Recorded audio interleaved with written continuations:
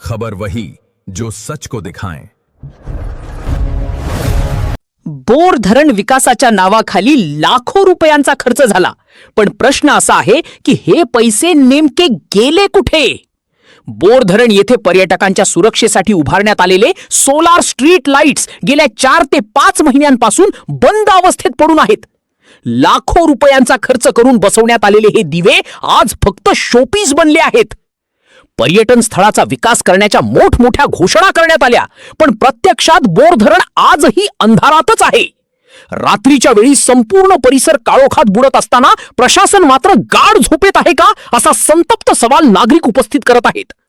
विशेष म्हणजे बोर धरण परिसर हा वन्यजीवांच्या वावरासाठी संवेदनशील मानला जातो. अशा ठिकाणी प्रकाश व्यवस्था बंद असणे म्हणजे पर्यटकांच्या जीवाशी खेळ नाही का?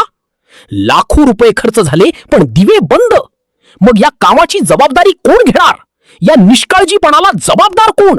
आणि सर्वात महत्त्वाचे म्हणजे दोषींवर कारवाई कधी होणार?